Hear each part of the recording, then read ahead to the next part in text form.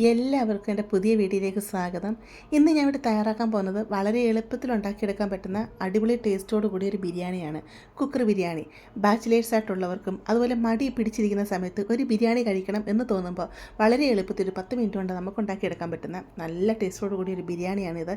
നിങ്ങൾക്ക് ധൈര്യത്തോടു കൂടി ഇത് പരീക്ഷിച്ച് നോക്കാവുന്ന ഒരു ഐറ്റം തന്നെയാണ് കേട്ടോ. നമുക്കിത് എങ്ങനെ ഉണ്ടാക്കുന്നതെന്ന് നോക്കിയാലോ.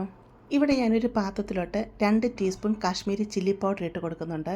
1 ടീസ്പൂൺ മല്ലിപ്പൊടിയും 1/2 ടീസ്പൂൺ മഞ്ഞൾപ്പൊടിയും അതുപോലെ 1/2 ടീസ്പൂൺ കുരുമുളക് പൊടിയും 1 ടീസ്പൂൺ ഗരം മസാലയും 1 ടീസ്പൂൺ ചിക്കൻ മസാലയും 1 ടീസ്പൂൺ ഉപ്പും ഇട്ട് കൊടുക്കുന്നുണ്ട്. ഇതിലോട്ട് ഒരു 1/4 കപ്പ് തൈര് ഇട്ട് കൊടുക്കാം. അധികം പുളിയില്ലാത്ത കട്ട തൈരാണ് ഞാനിവിടെ ഇട്ട് കൊടുത്തിരിക്കുന്നത്.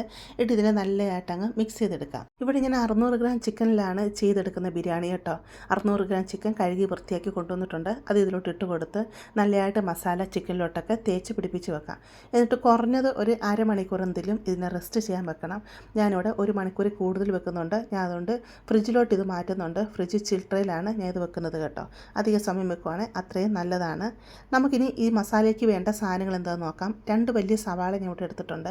6-7 അല്ലി വെളുത്തുള്ളി എടുത്തിട്ടുണ്ട്. ഇതുപോലെ ചെറിയൊരു കഷ്ണം ഇഞ്ചി എടുത്തിട്ടുണ്ട്. 4 പച്ചമുളകും എടുത്തിട്ടുണ്ട്. ഇഞ്ചിയും വെളുത്തുള്ളിയും പച്ചമുളകും മിക്സിയുടെ ജാറിലിട്ട് ഒന്ന് കറക്കി എടുത്തുകൊണ്ട് വരണം. സവാള ഇതുപോലെ നീളത്തിൽ ഞാൻ അരിഞ്ഞെടുത്തുകൊണ്ട് വന്നിട്ടുണ്ട്. അതുപോലെ ഇഞ്ചിയും വെളുത്തുള്ളിയും പച്ചമുളകും ഇതുപോലെ ചതച്ചും എടുത്തിട്ടുണ്ട് കേട്ടോ. ഇവിടെ ഞാൻ 4 ഏലക്ക ഇതുപോലെ തൊലി പൊട്ടിച്ച് എടുത്തിട്ടുണ്ട്. അതുപോലെ 6 ഗ്രാമ്പും എടുത്തിട്ടുണ്ട്. ചെറിയ പട്ട ഇതുപോലെ ഒടിച്ചെടുത്തിട്ടുണ്ട്. കുക്കർ അടുപ്പത്ത് വെച്ച് കൊടുക്കാം. കുക്കർ നല്ലതായിട്ട് ചൂടായി വരുന്ന സമയത്ത് 1 ടേബിൾ സ്പൂൺ നെയ്യ് ഇതിലോട്ട് ഇട്ട് കൊടുക്കാം. അതുപോലെ തന്നെ 1 ടേബിൾ സ്പൂൺ എണ്ണയും കൂടെ ഇതിലോട്ട് ഒഴിച്ച് കൊടുക്കാം. എന്നിട്ട് നമ്മൾ എടുത്ത് വെച്ചിരിക്കുന്ന പട്ട ഗ്രാമ്പു ഏലക്ക ഉണ്ടല്ലോ, അതങ്ങ് ഇതിലോട്ടങ്ങ് ഇട്ട് കൊടുക്കാം. എന്നിട്ട് ഇതിനെ ഒന്ന് ഫ്രൈ ചെയ്തെടുക്കുക.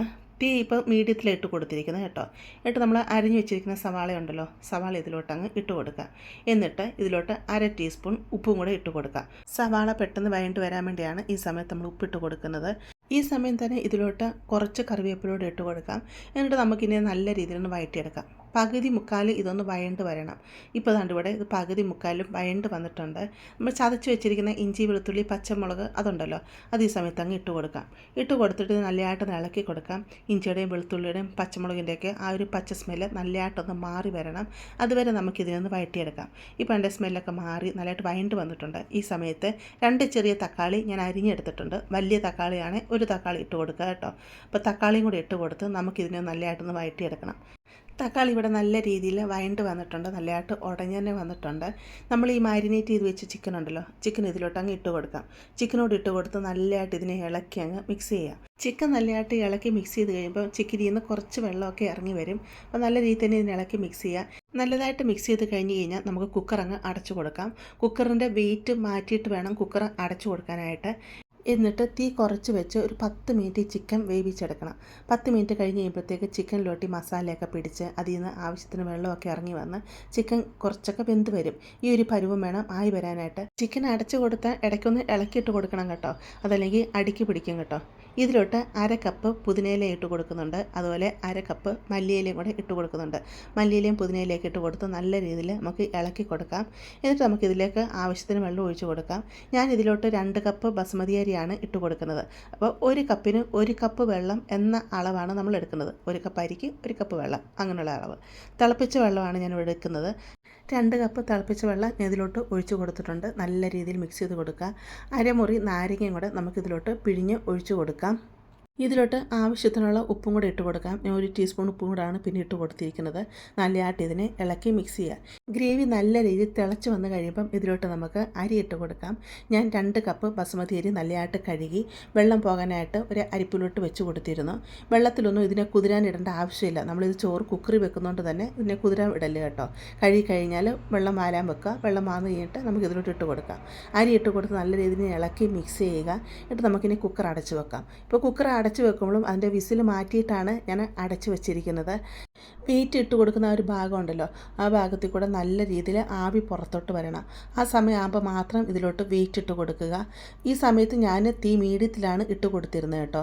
വെയിറ്റ് ഇട്ട് കൊടുത്തു കഴിഞ്ഞാൽ തീ ഫുൾ കുറച്ച് വെക്കുക. എന്നിട്ട് ഒറ്റ വിസിൽ മാത്രം വരുത്തിച്ചെടുക്കുക. വിസിൽ വരുമ്പോൾ തന്നെ സ്റ്റൗ അങ്ങ് ഓഫ് ചെയ്യുക. എന്നിട്ട് ഇതിൽ ഫുൾ വിസിൽ പോകുന്ന വരെ കുക്കർ അങ്ങനെ വെക്കുക. ഇതിൻ്റെ വിസിലൊന്നും കളഞ്ഞ് കുക്കർ തുറക്കരുത്. വിസിൽ മൊത്തം പോകുന്ന വരെ വെയിറ്റ് ചെയ്യുക. അങ്ങനെ ഇരുന്നിട്ട് അരമണിക്കൂർ കഴിഞ്ഞിട്ടുണ്ട്. കുക്കർ തുറന്ന് നോക്കാം. നമ്മുടെ ബിരിയാണി നല്ല പെർഫെക്റ്റ് ആയിട്ട് വന്നിട്ടുണ്ട്. ചോറൊക്കെ നല്ല രീതിയിൽ വെന്ത് വന്നിട്ടുണ്ട്.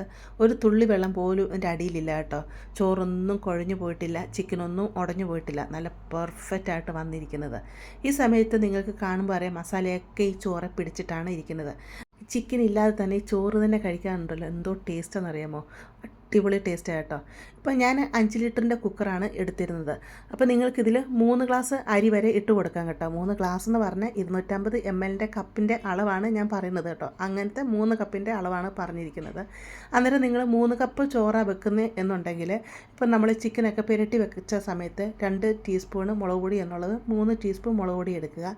അതുപോലെ പറയുന്ന അളവൊക്കെ കുറച്ചും കൂടെ അധികത്തിലെടുക്കുക. അത്രയും മാത്രം മതി കേട്ടോ.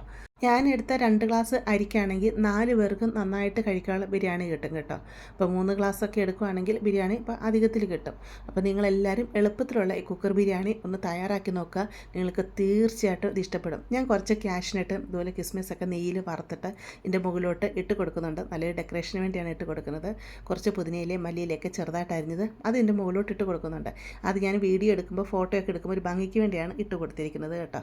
അപ്പോൾ നിങ്ങളെല്ലാവരും തയ്യാറാക്കി നോക്കുക. നിങ്ങൾക്ക് ഇഷ്ടപ്പെടുവാണെങ്കിൽ ചാനൽ ഒന്ന് സബ്സ്ക്രൈബ് ചെയ്ത് സപ്പോർട്ട് ചെയ്യുക. അതുപോലെ നിങ്ങൾ ലൈക്ക് ചെയ്യുക. നിങ്ങളുടെ ഫാമിലിയോട്ടോ ഫ്രണ്ട്സിലോട്ടൊക്കെ ഇത് ഷെയർ ചെയ്ത് കൊടുക്കുക കേട്ടോ. നമുക്കിനി പുതിയ വീഡിയോ ആയിട്ട് അടുത്ത ദിവസം കാണാം.